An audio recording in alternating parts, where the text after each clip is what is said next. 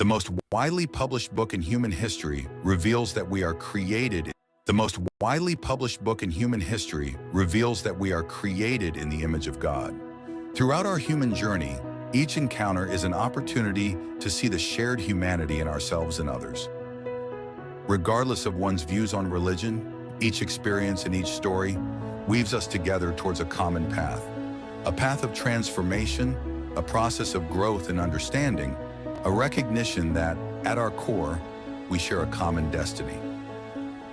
What does the search for truth really mean in our lives? How can we find a sense of unity in a world so diverse and divided? As we reflect on these questions, we start to uncover a fundamental connection that binds us all beyond our differences. Welcome to Created in the Image of God, Building Vibrant Communities, with our host, Wade Franson. Tonight's episode is Shapes of Love.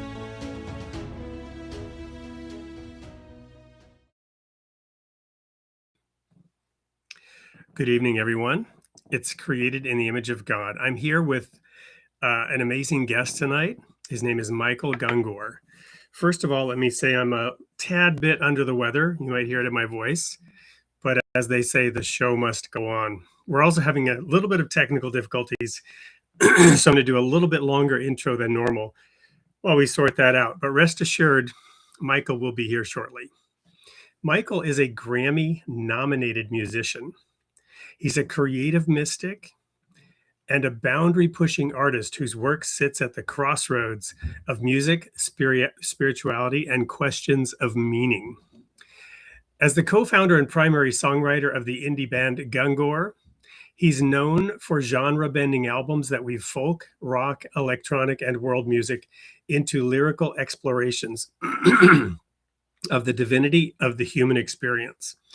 And as readers of my trilogy know, and guests of the show, I've got this deep thread of music, the lyrics, how music clothes the words with meaning and provides communication that is, even with the however many million words that we have at our capacity as human beings, music provides something that is just otherwise not there. After beginning his career writing worship music out of a traditional Christian background, his evolving spiritual journey led him into wider, more experimental territory, spanning ambient instrumental projects like On Earth, the experimental Wee Woo. I'm not sure if I pronounced that right. He'll let me know when we have him join. And collaborations for film, television, and with other artists. He also co-founded the Liturgists podcast and hosts Loving This, creating spaces for honest conversation around faith, science, art, and non-dual spirituality. We're going to see if we have Michael here or not. He was having some challenges with his microphone, and I think we have him ready now. So we'll welcome into the studio. Hi there.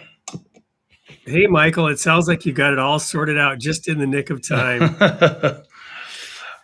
have a little bit of a workaround, but we're here. How you doing? Good. Do you ever have concerts like that where things don't seem to be going together and you got an audience there, or is it? I've had some great train wrecks through the years. Just legendary train wrecks. Yeah. All right. Well, we'll hear a little bit about them. So, I was just, I don't know if you could hear some of the intro that I was doing, but I don't know if I got the name right, the pronunciation of the... Wee Woo. Wee Woo? So yeah, tell me about that. That one's like the most, that's a deep cut, if you will. That one's, I did an embodiment dance record during the pandemic when we were all locked away, and I... it didn't really fit Gungor's. I mean, Gungor's kind of all over the map, but I sometimes refer to my musical genre as ADHD. But Wee Woo, even for that, was a little bit out there. So there's a very small but dedicated listener base to the Wee Woo stuff. It's an interesting little awesome niche project I did. Yeah. We'll get into that a little bit, but first, let's talk about you and your creation story, as we always do here on Created in the Image of God. Tell us a little bit about what it was like growing up, Michael, who your parents were, where were you born, the circumstances, the forces that gave you shape and structure before you took conscious thought. Wisconsin, middle of nowhere, Wisconsin, called Marshfield. My dad was a pastor of a little charismatic church on the outskirts of town, in like a really Lutheran white town. He was kind of the eccentric Puerto Rican, tongue talking, revival holding pastor on the edge of town. And I was the music guy. Since I was little, I was always playing music in the band, and even the 2 and 3 year olds How did in your church. dad and how did your dad end up in country Wisconsin, and who was your mom, and how did that all work out? Yeah, my dad was he was born in the Bronx, and his dad left his mom, and in kind of a dramatic few early years, somehow she ended up meeting a Turkish doctor, and then they moved to Wisconsin for him to take a doctor job, and that was where Gungor came from. Actually, it's this Turkish guy that adopted my dad and his siblings, and they moved to nowhere, Wisconsin.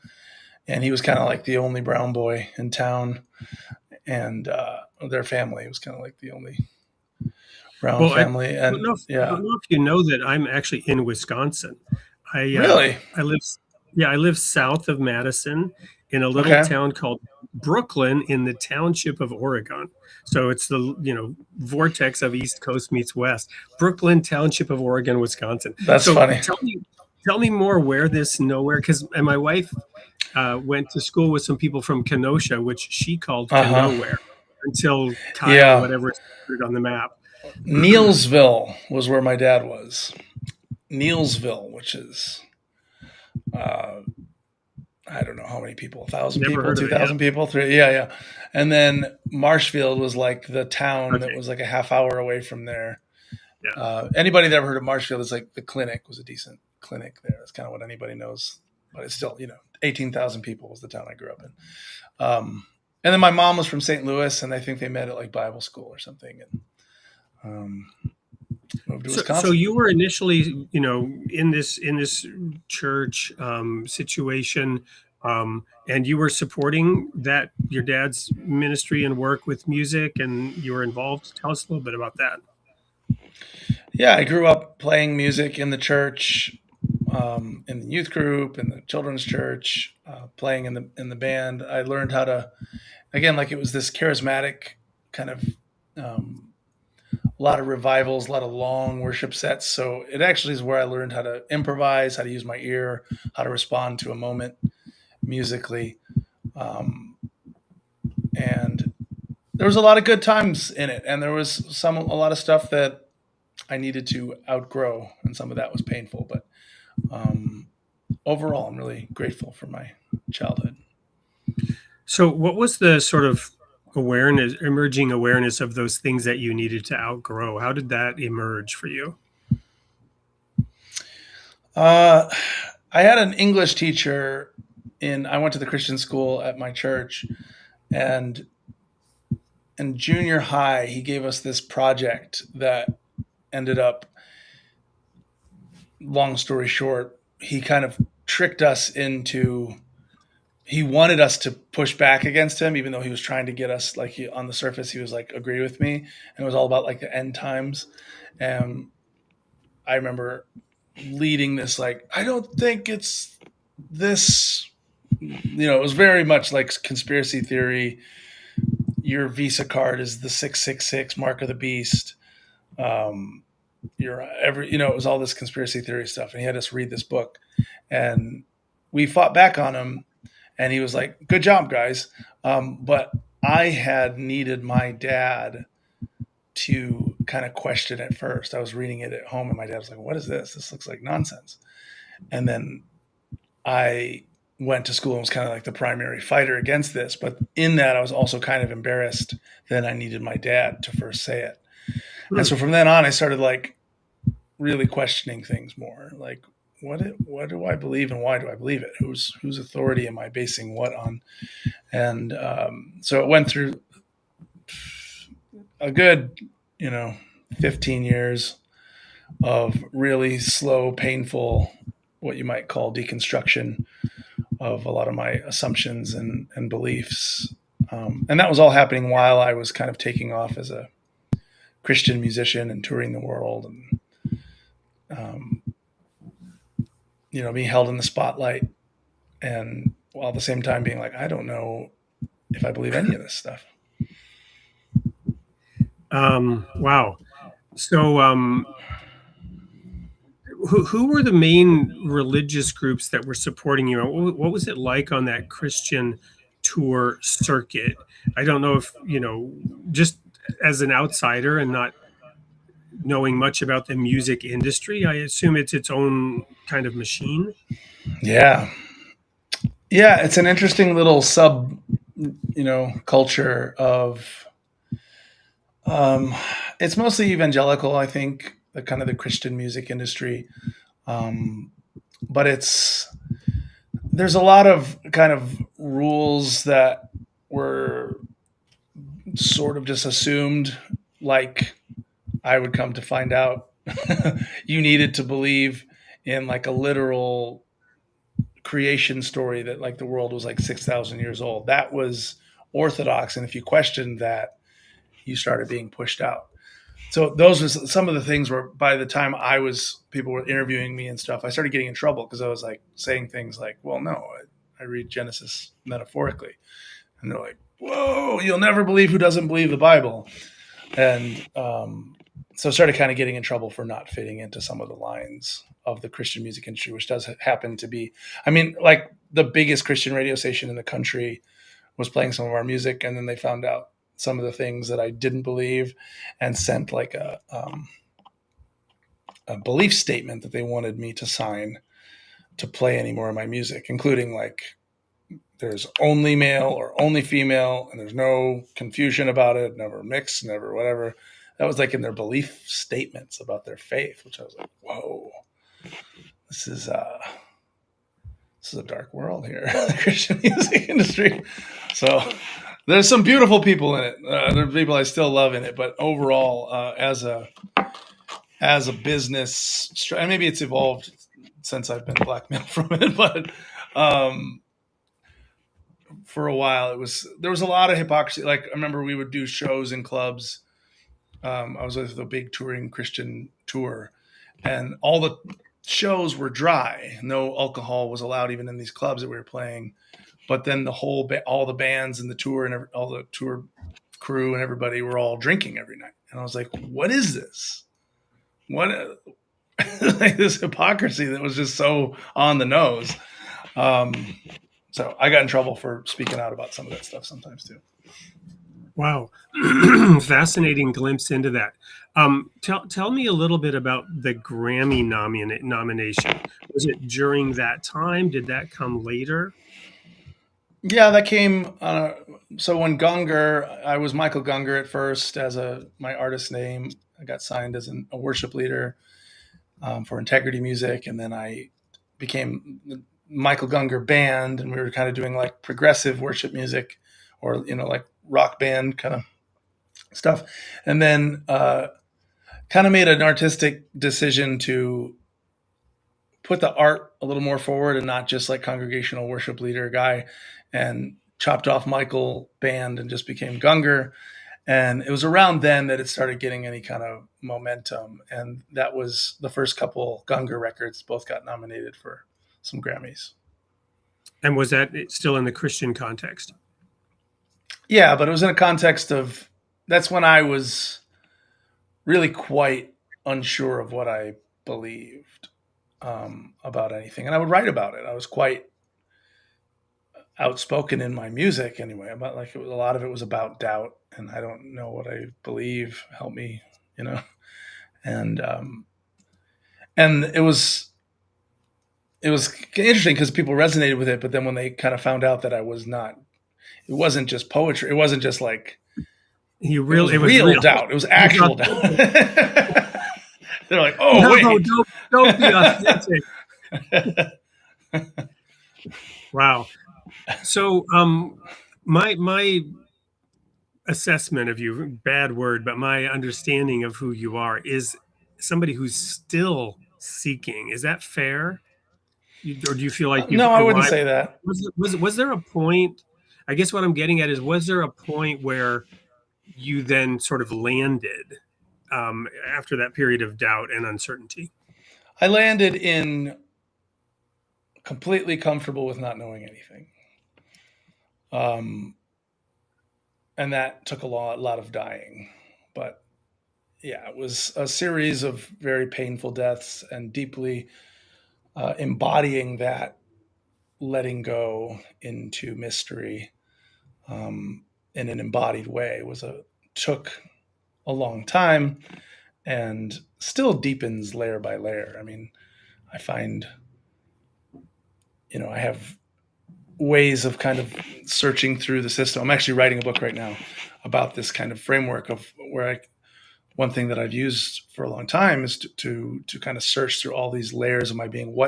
Is there anything holding on, grasping it? That can be literally, but physically, sometimes like dancing it out, emotionally, pockets of old stories, parts of me that haven't surfaced since I was a little kid and only come out in certain circumstances. And then like, oh, hi, who are you? This like little part of you.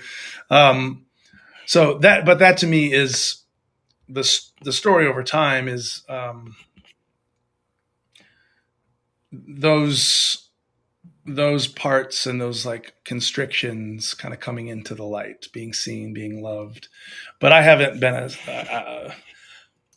a seeker in the sense that I think most people would say since like probably 2016.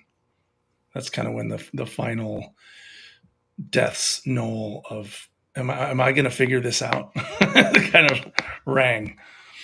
Yeah. So now I don't think we have a specific video about you. We're going to go to a quick commercial break. It's a book that I felt would be thematically related by a gentleman who has a PhD in the philosophy of religion. It's called The Philosophical War. It's very short. We'll be right back to dive into how and where Michael landed and where he went from there and talk about that book right when we come back from this break. In a world where the battle of minds goes unnoticed, one man dared to challenge the very structure of consciousness itself. Joseph Ottman proudly presents the first part of his groundbreaking collected work, A Philosophical War. Ottman's mission is to expose humanity's most elusive adversary, the structure of its own consciousness. He argues that the modern human condition is plagued by a thought process that inflicts unnecessary suffering. This thought process, like a stealthy enemy, wages war against our nature. Ottman's quest is both daring and revolutionary, to overthrow and replace the current prevailing conscious structure. He identifies the enemy within and seeks a more coherent and powerful ally. With digestible bursts of epistemological guerrilla strikes, he pierces the lines of everyday thought patterns. This counteroffensive offers a new perspective, one that challenges the way we perceive reality. Ottman asserts that humanity's consciousness has relied too heavily on thought alone. He introduces being with, a relationality that harmonizes humanity with the world around us. But the battle doesn't end there. Ottman reinterprets the early chapters of Genesis. He calls for the removal of contemporary notions of God while offering a profound argument for God's existence.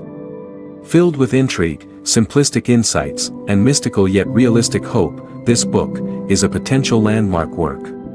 A Philosophical War by Joseph Ottman. Available at Amazon. So we can come back to a couple of the ideas in there and weave them in with what you're doing. But what is the title of that book that you're working on? Well, the working title is Within the Shape of Love. We'll see if that ends up being what it is in the end, but that's the working title. So not to give too much away, but what can you share about the shape of love? Yeah. So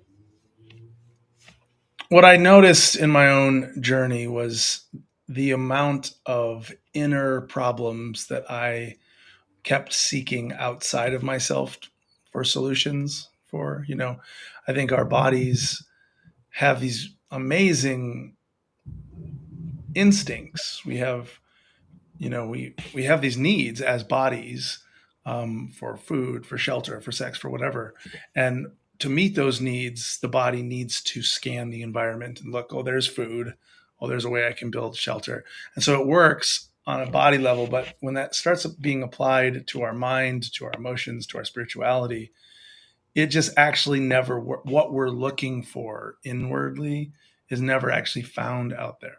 So, and I think most of us are kind of lost in this world where, like, I feel sad and alone and exiled and whatever else, depressed and separate.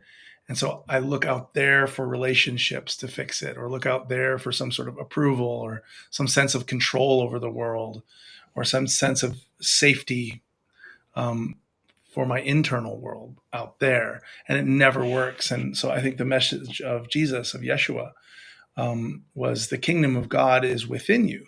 Everything that you're looking for, actually, from this vantage point of the inner life, the who you are, isn't ever going to be found externally. It's all found within. And so it's a real reversal of everything. And so the shape of love is, it's kind of turning everything upside down. It's like we keep moving in the wrong direction always. Like that's the sin, I would call, is. That's what the sense of exile, of separateness is. And the message of Yeshua is metanoia. It's repentance. It's turning back the other direction. And that's not about feeling guilty for doing bad things or anything like that. It's literally reorienting and turning it all upside down. And I think that's what Jesus's teachings did. I think that's what his embodied life was. It's like everyone thinks to have a good life, you have to grasp onto life. And he was like, no, actually, you have to be willing to die. That's what to be willing to die is where you're free. That's where you live. And it was all like that. You want to be the greatest, you need to be the least. Everything was upside down. So this book is an exploration of everything, the instincts that we often have when we come across something inside that we don't like. Let's say we come across judgmental attitudes. The instinct is to judge the judgmental attitudes and to create a little loop and be like, no, I don't want to be judgmental because I know it doesn't feel good. Yeah, this is Paul. This is Paul, right? The thing that I met this Christian guy who's on his golf balls. He played golf on his golf balls. He put that quote, "The thing that I hate is that which I do." He had put it on every golf ball because the golf balls never went where he wanted. Totally. Yeah. And we fight it. And it's like, I've heard Alan Watts talk about trying to calm water by splashing it more, like trying to hold it together. Yeah. It doesn't work. So the actually seeing the judgment, noticing it, and bringing loving awareness to it, as though it was like part of your family, like a young child who's throwing a temper tantrum or something, like, oh, hello, what do you need? Who are you? What's going on here? It's a different approach to how we engage suffering, how we engage shadow work, how we engage anything, rather than trying to force ourselves to be who we think we should be. It's more about embracing what is now by seeing it and loving it. And that's the upside down, because our egos go like, well, you can't embrace what is, otherwise we're going to be rotten human beings. We think that by trying to fight who we are, that's what will make us better, but it's not how it works. So the shape of love is actually just everything is upside down. See what is and love what is and let it move and grow and alchemize. Well, wow, I'm loving this. I've had a couple of thoughts. I'm going to have to actually jot down notes here because there are several things I want to cover. The first one is, it's interesting that you mentioned that, your own sort of first little existential crisis came on this literal interpretation of Genesis and the earth being 6,000 years old, right? Mm-hmm. And that, God forbid you were now reading Genesis metaphorically, right? But it's interesting because in that little video we had about Joe Atman, he goes into the book of Genesis. We'll get to that in a second. But what you were saying was fascinating. I had this thought that I've never had before. Probably many others have had it, but that when in that story, Eve reaches for the apple because it was desired to make one wise. Well, the name of the show is Created in the Image of God. And obviously, God wanted us. Paul, the apostle, gets to this later when he says, strong meat belongs to those who by reason of use have exercised their senses to discern good and evil. So we have that power within. That's a God-given ability to chart our course and discern good and evil. But Eve, and this is the point, Eve reached for something outside herself. She's like, oh, that sounds good. I want that. But rather than realizing that, yes, and I've created you to have that and to be that and to do that, she reached for something outside herself in that story. When you were talking, Interesting. Yeah, I like the reaching outside to try to meet the internal need. And then later, your story about that. the young boy, how did God react? He asked this great question. This is, to me, one of the greatest questions that God ever asked anybody. Who told you you were naked? Right? It's not like he's asking, who let the cat out of the bag that I created you naked? It's a gentle but deeply probing question. Who told you you were naked? Yeah. To even frame something as naked, you have to, like this. It's funny. It's just a body. We just call a body by itself, oh no, it's naked. It's funny we even have a word for it in a way. It's like, but it does depend on others' view to set up an entire world. You're kind of basing your fundamental reality on perception, being like, and you're reacting to that. You are now interpreting yourself differently because of how you perceive somebody else is interpreting you. Yeah. So another thing in that book, what Adler goes into,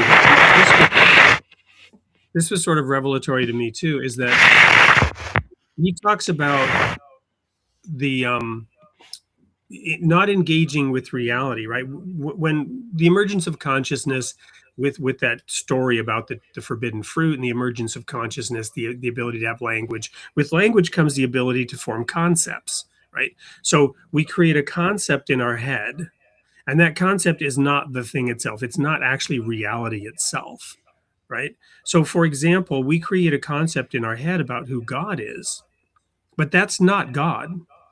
That's our concept. It's actually more like a false idol, which we're forbidden to have, right? Don't form a concept of me in your head and think that's who I am, is one way to interpret that, right? And living in the moment and engaging with reality itself is different. How do you react to that? Is that similar to some of the things you're exploring? So in this framework that I'm writing about, one of the layers is noticing 4 different ingredients of the present moment. And there's perception, which is our senses. There's sensation, which is our sort of inner body's world. Like noticing your muscles, your breath, do you have to pee, all that, like the inner world of sensation. There's emotion, and there's thought. And that's it. Like that, those are the ingredients of this moment. Anything that you're experiencing right now is some blend of those 4 kind of primary ingredients. Perception, sensation, thought. What was the third one again? Emotion. So yeah, fascinating. Go ahead. And so in that, the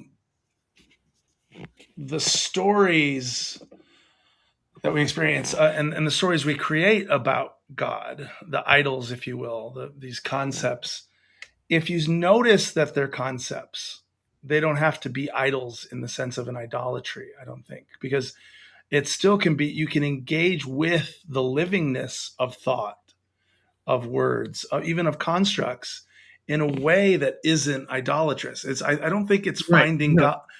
It's absolutely. not finding God in a specific place that's idolatry. It's mistaking that specific for the entirety of God.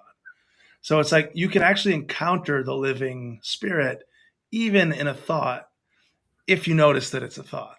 But if you lose it, if you lose track and now you've forgotten that this is a golden calf and you think this is the entire deity, now it's an idol. So if you think your idea of God is the equivalent of what God is, that's the idolatry. But you can use images, thoughts, constructs as sort of diving boards into God, into mystery, in beautiful ways. I think that's the best what religion can be.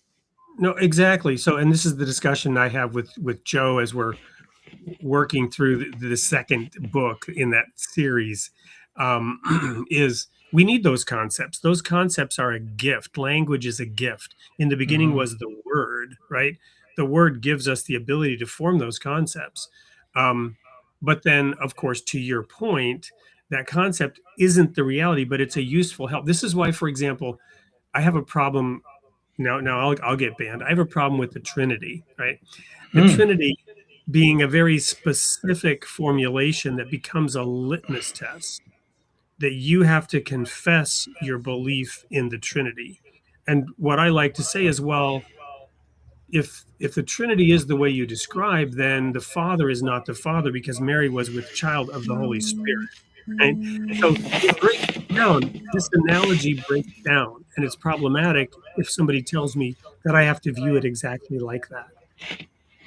Yeah, I'd put the problem with the belief more than even the specifics of belief, because I think you can hold anything in a certain way, again, that like, is this useful for love, for surrender, for being more present in this moment? If so, then it's good religion. If it's held on to as an identity forming abstraction that separates a group of us from a group of them, to me, it's nonsense. It's just a tool for the ego or the empire, which is just the ego writ large. That's it. Like, so the whole we believe, we're starting on the wrong foot. I think, like, other than, I wish we had better words for. I mean, I know not everybody uses belief in that really restrictive way that I'm using it right now, but when we're using an idea to go, do you mentally where we assent to this idea that I'm telling you? And if so, you're part of us. And if not, you're in the out. That is the work of the Antichrist to me, not the Christ. Well, yeah, because it does divide. In fact, I'm Yeah. a former minister. I resigned in 1995 in the midst of a schism of this small denomination or sect split right down the middle. And one of the issues was the nature of God. I was at the ministerial conference in Colmar where this abstract definition of who and what God was being forced on everybody. And it was one of the things that ended up splitting us down the middle. And Yeah. I was a peacemaker and I was successful in the context, and both sides wanted me to join them, but I'm like, we've just shown that we're not what we think we are. Yeah. I mean, Jesus said, you'll know them by their love, not by their beliefs. Right. Like the fruit of John 13:35. By this shall all men know that you are my disciples, that you have love one for another. That's it. And not that you have the right views of the Trinity. Yeah, if all men can see this, that means independent, outside, third-party observers who don't care who you define as your brother, right? You must love indiscriminately. Yeah, and that can include disagreement. You know, when you can have your ideas of what you think are the best constructs and argue about it. I think it's fine to have, like, I find beautiful aspects of the Trinity and maybe even important, but I also don't care at all if you share them, because I don't know what they mean to your ears or to your heart. I know what they mean to my ears and to my heart. But that level, can we have enough humility to know that anything we're talking about is just a thought? And then it's like, is this thought useful to help love each other? That's it. I want to get back to something else that you triggered in my thinking. Are you familiar with a gentleman named Bruce Lipton who wrote this? He wrote The Biology of Belief. Okay. Interesting. I've heard his name, I feel like, but I don't remember. He did his research actually at the University of Madison, with another Wisconsin connection, right? But here's the premise of some of his research. There's a whole lot there, but I'm going to go into this one point that, again, I was thinking about as you were unpacking the shape of love and these four things.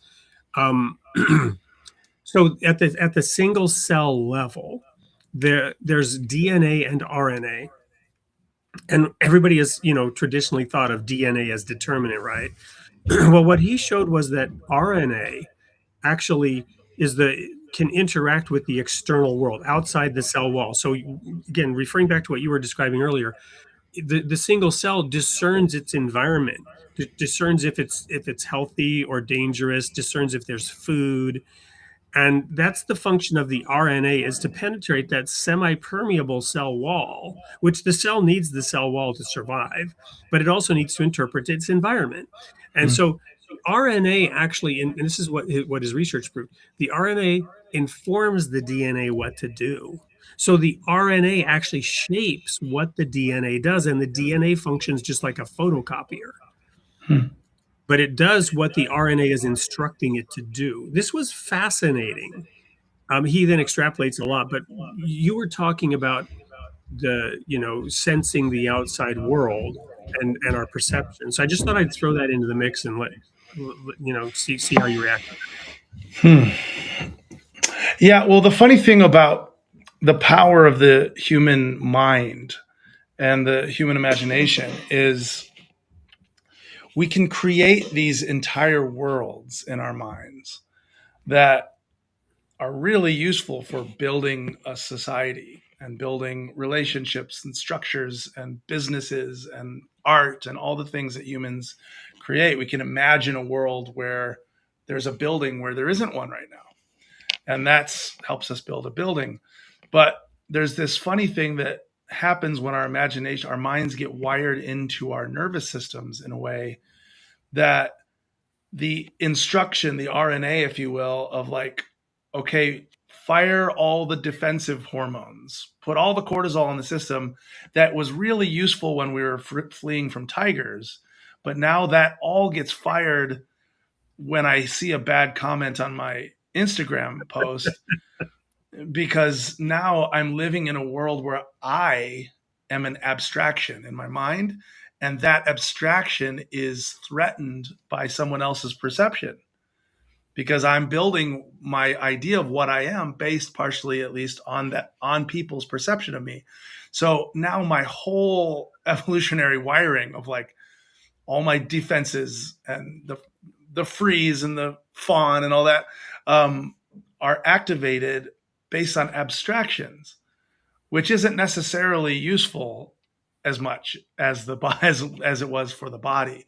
And so I think some of the spiritual work is kind of untying some of the things that have gotten melded together with what is the actual reality of this moment that we're living in versus this abstract world that I'm living in my mind, of the future and the past and this sense of who I am compared to who you are, and how what you think of me determines who I think I am. All that abstract stuff, if that doesn't get kind of untangled and unbundled from my nervous system a little bit and my sense of who I am, the suffering that we live in and the constant anxiety and the constant malaise, I think, is what we see in our society. Most people are just never okay. We're just never okay because there's constant threat of my ego. My ego's constantly under threat, and the world becomes constantly just a resource or a threat, as opposed to when I'm actually present to what's happening and I notice this breath and this thought as a thought and this emotion as an emotion. I'm not so lost in a whirlwind of mind activity and believing that I'm in some other world where I'm actually under threat, but I can actually be here and present to life in a way that is abundantly, you might say, in the words of Yeshua. Amazing. So an image that came to mind is so some of my audience knows I've talked about this a little bit. I was diagnosed at 28 with a chronic crippling autoimmune disease. I was told I'd be in a wheelchair at age 40. I was told there was no cure. And this is one of the reasons I dove into some of the research that I did, because they wanted to just give me cortisone. And I'm like, is that going to help? And no, it could ease some of the symptoms. I'm like, but I knew it would actually make me worse, right?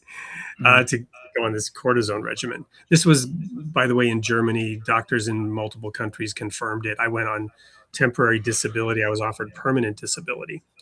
But I came through that, and it's in complete remission. But there was a lot of soul searching and work, and it gets to this concept of this core defensiveness, right? And if the abstraction of who I am is out there under existential threat because of somebody else, well, this is what I was doing to myself, though.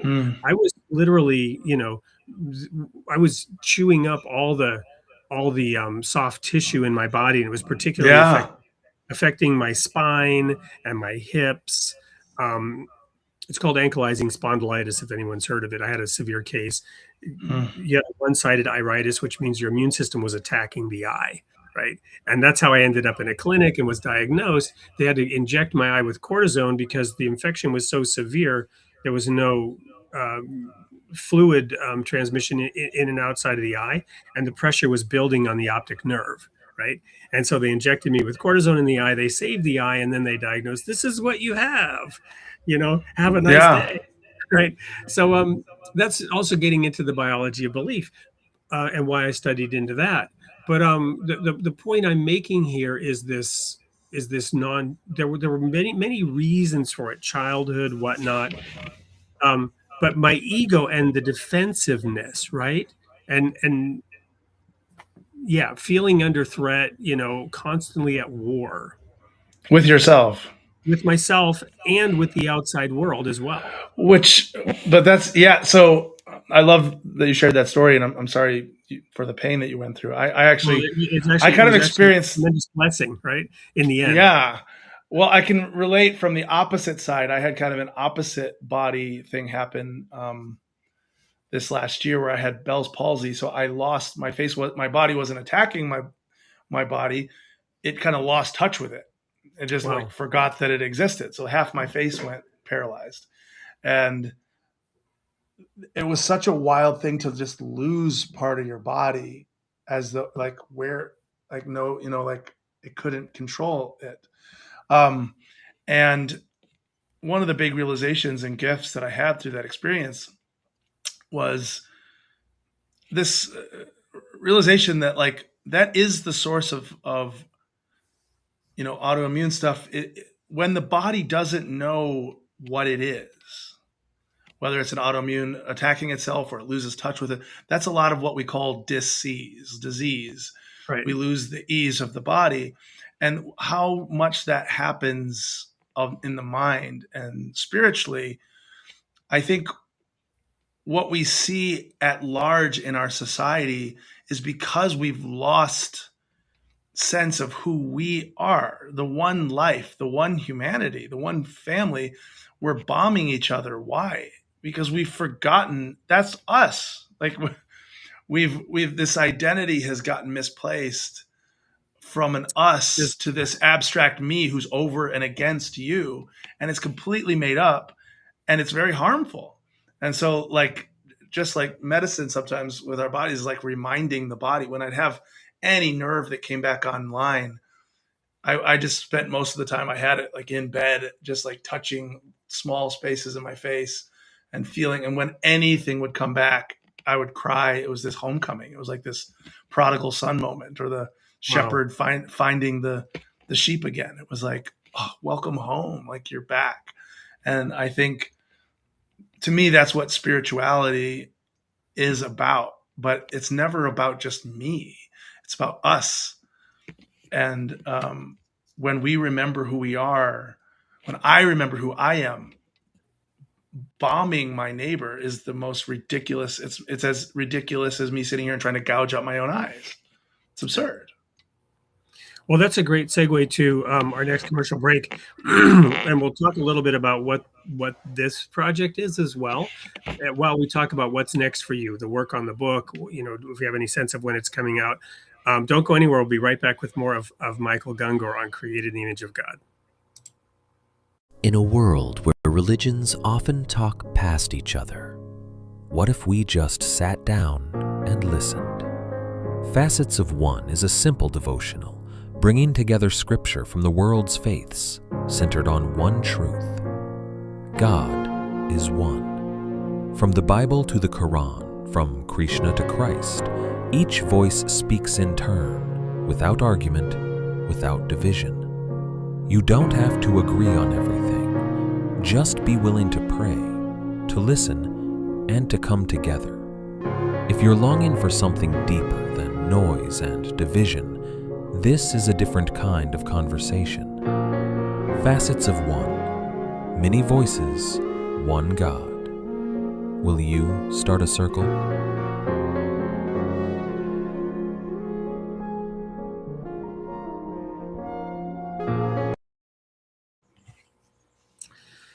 So again, this one seemed fitting to the conversation with you, and seems even more fitting after what you were just talking about. So this idea that we have a global species-wide autoimmune condition right now. Yeah. And what's the solution to that? So I happen to have a copy of this book right here. Part of the inspiration for this came from the Shema, right? Hear, O Israel, the Lord thy God, the Lord is one. And I asked, is that unique? And of course, in a way it is, right? There's one Bible, there's one Israel. But if you look into the other faith traditions, it's not as unique as you would think. And I want to just read one key passage, because when I was sharing this with one of the upcoming guests on the show, he said, there are a number of religions that don't even believe in God. And he mentioned the Tao, as one, because I mentioned we have quotes from the Tao in here. And I read this to him, and he was kind of speechless after that, right? So this is from the first section, which talks about there is one God. And this is the quote we chose from the Tao. It's perhaps a familiar one to some. Let me just quickly find it here. There was something undifferentiated and yet complete, which existed before heaven and earth. I do not know its name. I term it the way. And I love that it says, I don't know its name. Mm-hmm. Because this is, again, getting back to this idea of the concepts and the words. In the beginning was the word, but I don't know what it was called. I call it the way. And then Jesus later says, I am the way. Mm-hmm. So Yeah. you see this essential oneness that we have. And this book is a project of starting circles of people coming together and just reading these things. And because one of the great onenesses that has failed to materialize, even as we as a species move forward, recognizing that we're one, there are lots of movements, but in religion, there's still all this differentiation. And it's existential, right? You must believe this to be saved. What is required for salvation, right, is a question that's often discussed in theological circles. Yeah, one of the other things that I'm exploring in this book, The Shape of Love, is there's something that happens. Those of you who have had mystical experience, there's this thing that a lot of people report and that all the mystics have written about. I think it's what Jesus was talking about. I think it's what Buddha was talking about. I think it's what the Tao Te Ching was about, is this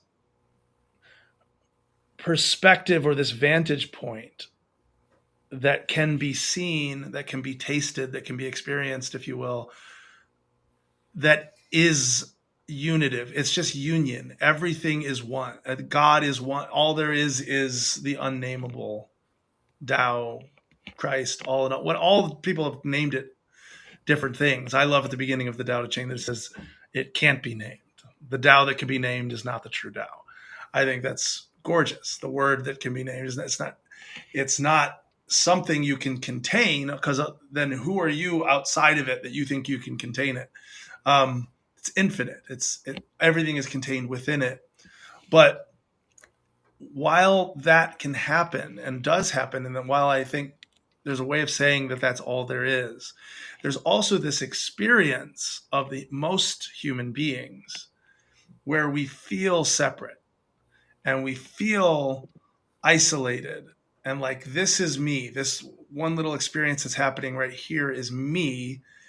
And to say that that one little experience is the Tao is in a way misleading. There's a shape to reality that while it's one, there's enough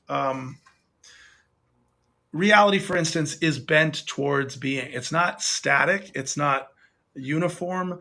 There's enough bend of the one to actually be something.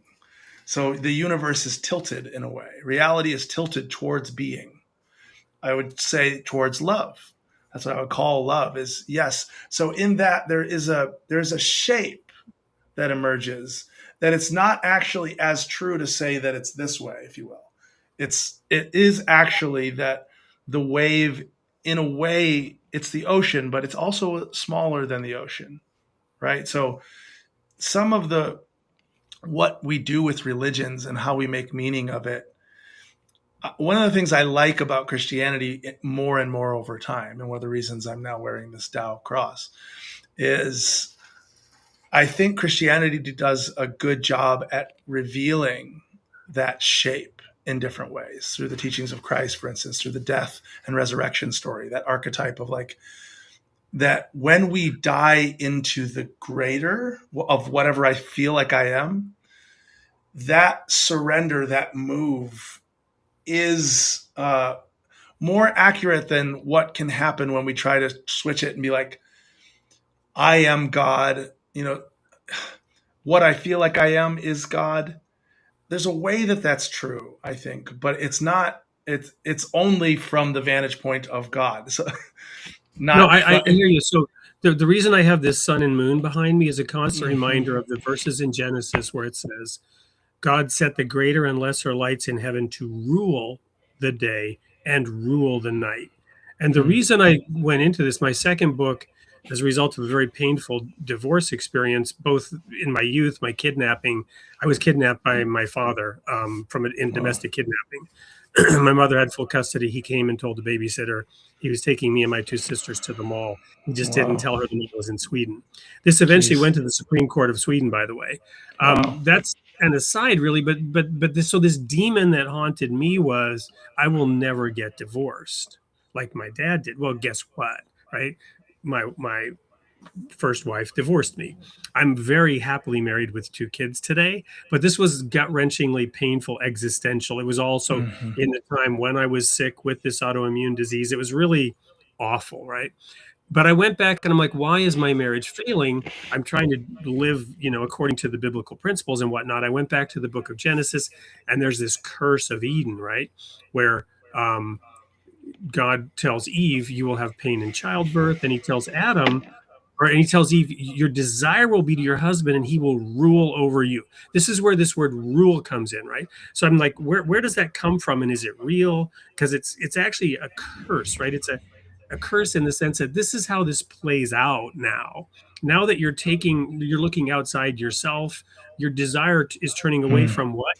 The rulership of the light, the greater and lesser light. In broad daylight and even in the darkest night, there's light. That light rules us. When we submit to the light, we retain our sovereignty. Naming all the animals was a degree of sovereignty. We have sovereignty on this planet, right up to the greater and lesser lights in heaven. Everything in this Garden of Eden floating through space, this blue-green jewel, was created for us, and we have sovereignty on it. We're not subject to any man or woman when we submit to the light. But if we deviate from that, if we fail to submit to the light, even by 1 degree, heading to the moon, you'll miss it by 100 million miles. You'll sail off into outer darkness. You will become enslaved to somebody or something.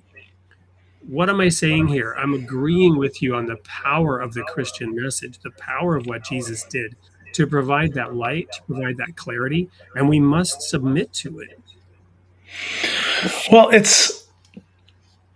to me, it's like an invitation to see it. Not so much something that's being imposed over and against us, but I think he would constantly say,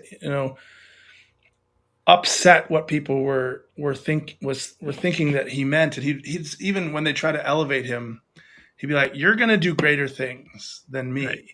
And I think a big part of the failing of Christendom is to believe what he said in that. Like we've made him an idol. Like, okay, he was the God guy. And if we just obey his teachings, then someday maybe we'll get to be with him. I don't think that has anything to do with what he was saying. I think it was about right now. Look at the birds, look at the flowers, feel life. You are one already with your Father, just as I am. But look, can you see it? And I think it tells stories to try to let people see it. And he's like, and he would say, most of you don't have any idea what I'm talking about. But when even after he explained it, right? Even after he explained it 3 times. Right? Yeah, because we see everything through this fundamental identity lens. Right. And this is where I think Christianity can learn from some of the more other mystical and Eastern traditions and stuff, is there's so much in Christianity that has value, and that kind of humility of approaching that which seems bigger than me. But then having the faith and the imagination that it's possible to actually get there, or to actually find freedom. I don't find that imagination in hardly any Christian circles, like to actually be completely free and at union with God. It is possible. Christ was speaking from that. And I think it was an invitation into it, but then it's like we get 1 step removed, 2 step removed, 2,000 steps removed. And now we're just like worshiping the golden calf of the golden calf of the golden calf. And, but to actually trust that maybe the union that Jesus embodied is possible to feel. And from there, that's where it's all in all. There's only God from that vantage point. There is nothing but Christ. There's nothing but the all. There's nothing but the Tao. Anything that you think of as separate becomes brought back into that light, if you will. And then there's nothing ruling anything. It's just the light itself. You are the light of the world. We call him the light, and he said, you are the light. He was trying to remind us, look, can you open your eyes? Can you remember who you are? Take this, eat this. You are my body. Remember me, not who's me. Before Abraham was, I am. Not me, this guy living 2,000 years ago in the desert making carpet. Me, the I am, the word, the Tao, the mystery. Can you remember? Take that. If you need a little bread, a little wine, whatever you need, look at the birds. Think of this story about a farmer, whatever you need to remember who you are. I think that was the gospel. He is the gospel. The way is the gospel. And it's what you are when you stop trying to be something else. Wow. Very well said. Thank you so much. So in terms of leaning into being, do you have a sense of when this book will be finished, when we can get a hold of it? Some of it depends on, I'm in talks with some publishers right now. And if we go the publishing route or the self-publishing route, I'm not positive yet. If we go self-publishing, it will be out a lot faster, I think. But I have a full manuscript done. But well, we should talk. I actually have quite a bit of experience there. Might be able to give you a couple of tips, something to think about. We'll definitely keep us posted on that. So how else can people engage with you right now? Is there a website URL? Are there, music CDs? Obviously the band Gungor for producing music. One of the big things I would invite people to check out right now is called Mystic Hymnal. And we're on tour right now, actually. And it's a group singing project. But so I grew up as a worship leader, like I said at the beginning. And what I found is that the power of group singing is so profound. Some of my earliest mystical experiences were in worship. But then, like we were saying, this idea of God kind of being an other and exile and all the shame and I am naked and all that stuff, all the Garden of Eden stuff kind of comes in sometimes to the religious spaces. And a lot of us get burned by worship spaces. But then we end up losing the power, the potential power of some of those rituals. And so there's been this project that me and a group of other songwriters have been writing songs for people that are 3 rules, really easily singable by groups, musically alive still, and unitive, rather than based in like divisive doctrines and dogmas and us versus them. And so we've been going around for we're pretty much all month of May. We're different places. And it's been amazing. You have coming to Wisconsin? We might in the fall. We had some Minnesota. I'm not sure if Wisconsin, but we're still booking dates. So if anybody wants to host one of these, please get a hold of us as well. But you can go to my website, Michael Gungor, and you can see all my projects, Mystic Hymnal and Gungor and my podcasts and stuff. Is that simply one word, michaelgungor.com? Yep. Or .org or .com? .com, yeah, michaelgungor.com. Or follow me on Instagram or whatever, But that, right. That would be a fun thing to come. It's been so fun. We're just in the Bay Area, and I remember one of my favorite scenes was playing out. There was like a bunch of old Lutheran ladies dancing with a bunch of hippies in the back of this church. And I was like, I'm living right now. This is so fun. So bridging worlds. Yeah. Wonderful. Well, Michael, I mean, I could go on for another hour, but we're kind of out of time, sadly. Slow start, but really got moving there, and a lot of deep, rich thought and conversation. What would you like to leave the audience with? We didn't even have time to get into some of the audience comments. There weren't a ton tonight. I think a lot of people were just really listening. But let me find one here. Grant Speller, you just said in the beginning was the Word. Didn't Jesus call himself the Word? That was, I don't know if you have any comment about that. Well, that's like the book of John. Yeah. In the beginning was the Word, and the Word was with God, and the Word was God. And I think that's what he was referring to when he said, before Abraham was, I am.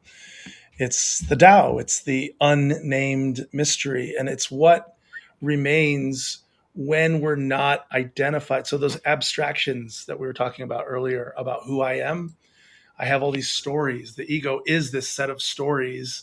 And I think there's not just one ego. I actually think there's lots of different little versions of me's that pop up in different circumstances. And I love internal family systems, deals with psychology in a different way than a lot of other systems. It's not just one me in here. If I say, how are you feeling? If you're honest, you might be feeling a bunch of different ways right now. If you really pay attention, I'm a little sad, I'm a little happy, I'm a little grumpy, I'm a little hungry. Our bodies work. They have all these different systems, the circulatory, the pulmonary, the digestive.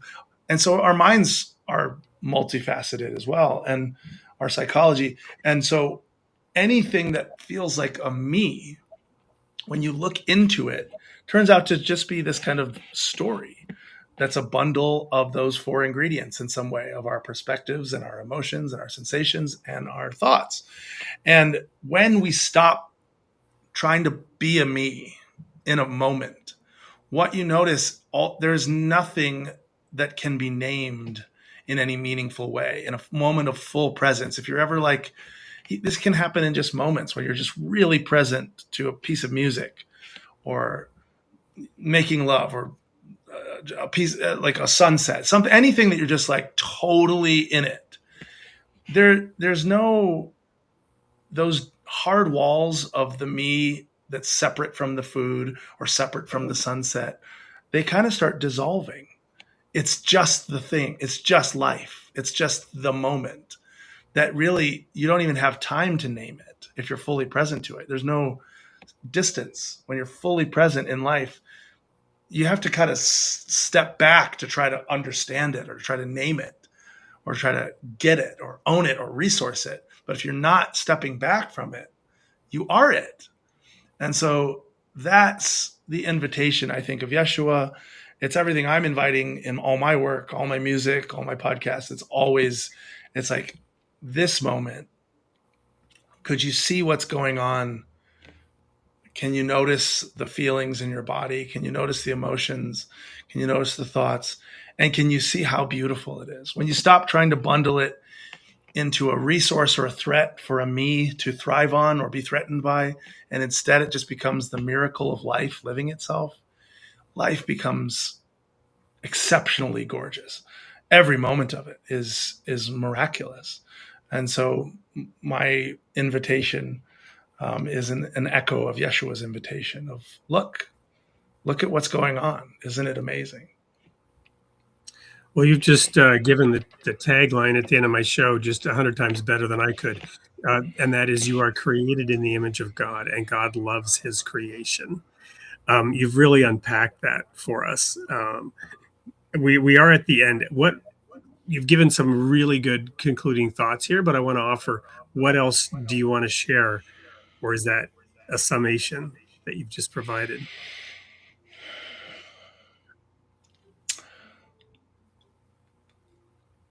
I would say just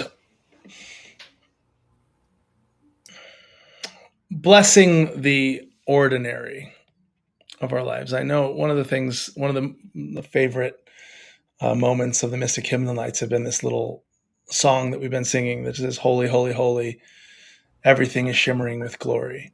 Because I grew up with spirituality, holiness. These were all things that were taught to me as like other than life. It was like we can escape from this carnal flesh either after we die or maybe in a really spiritual moment. If I get spiritual enough and surrender enough, pray hard enough, whatever it is, I can get to some other thing. And sometimes mystical experiences, as beautiful as they can be, the danger of them and the trap of them is they can become their own idols. And like, I remember what it was like when I was feeling spiritual. I remember what it was like when I was feeling union. And then we create this abstract idea of what it's like. And this isn't like that. So something must be wrong here. And to just bless the ordinariness of our suffering and our egos and our constrictions and our resistance and go, this is part of it too. Strangely, that upside downness of like, even this can be part of it. Even this sense of dread, this sense of tightness, this sense of numbness. And ironically, what happens is when we notice, okay, could this be the gift of life as well? Is those things begin to alchemize and grow and move and become full. But it never happens by trying to everybody's trying to experience bliss. Everybody's trying to get rid of their suffering. The radical move of Jesus is to embrace the suffering. That's what this is, to let the moment that is experienced right now, even of a me, of an exiled me, even as I'm reaching out to grab the fruit and try to find something beyond myself, to notice, wow, this too, like this is life too, this is spirit too. And then in that, the moment of recognizing that is the metanoia, is the turning back within. And then even the ordinary begins to shimmer with glory.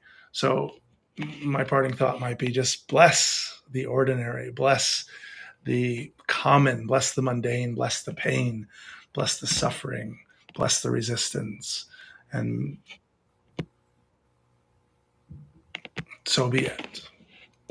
Well, now I can't let you go because I have a question that you just read that I've got to ask.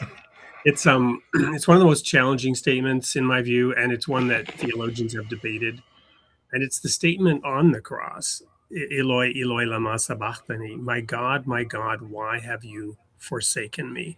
So what's your thought on it in the context of what you just said, as Jesus is expressing that in that moment?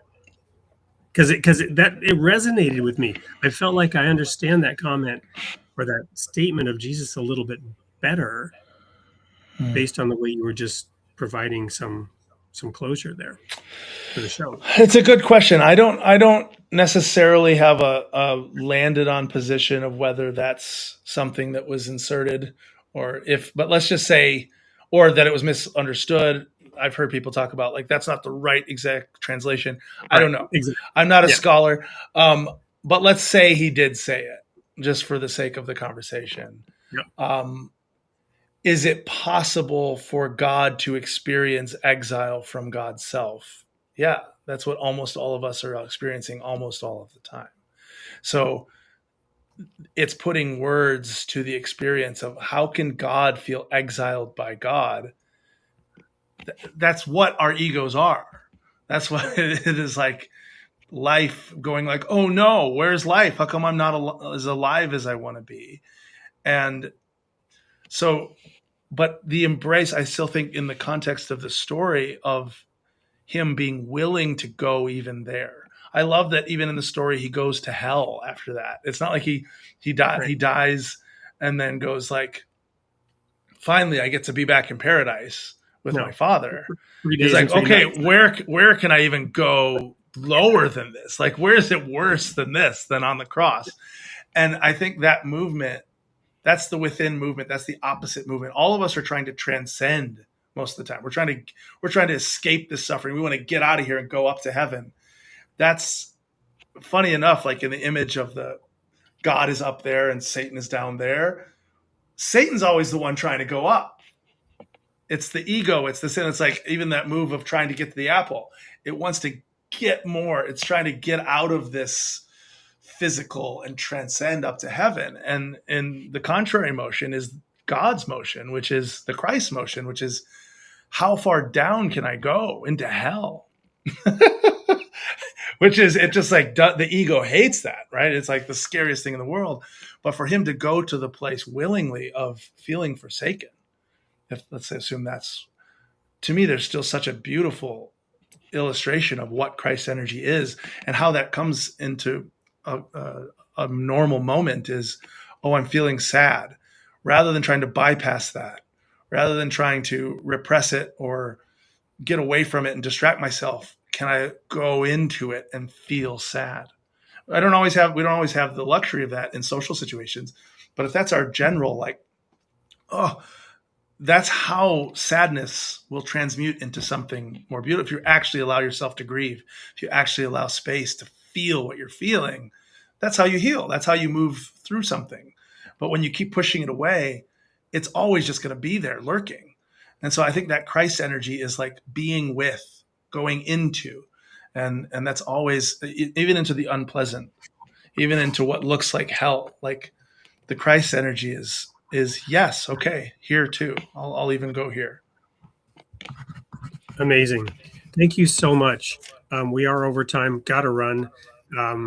In respect for the audience, it's sometimes an endurance, but I would love to keep going. I have one more thing to do, which is to air the sneak peek of next week's show, or next week's 2 shows. But Michael, it's been an absolute pleasure to spend this time with you, to be here in the moment, to explore these topics, the depth of your own experience, and what you've gleaned from that, sharing it. It's just I've learned a lot. I will be also writing about this, what I learned from it, on my Substack, so that'll come out in the next few days, and we'll send you a copy of it so you can take a look at it. And I would love to extend an invitation to have you back at some point in the future as you make progress on that book. Wonderful. Thank you, Wade. It's been a pleasure. Yeah, and thanks whoever's been watching here. It's good to be here. Glad we got the tech worked out as well. So stay tuned for the sneak peek, and we'll see you all next week on Created in the Image of God. Next week on Created in the Image of God. Sunday, May 17th at 7 a.m. Central Time, host Wade Franson interviews Stephen Ferrara, spiritual author, teacher, and former CEO. After losing his son and later his wife, he shares a path from grief to peace and what it means to find meaning beyond loss. A conversation shaped by loss, reflection, and healing. And then on Tuesday, May 19th at 8 p.m. Central Time, host Wade Franson interviews Gregory Coles, writer, speaker, and language scholar. He explores the intersection of faith, sexuality, and belonging, and how the words we use shape the stories we tell about who we are. From questions of identity and language to the deeper search for honesty, meaning, and connection. Join us live this week, Tuesday and Sunday, created in the image of God.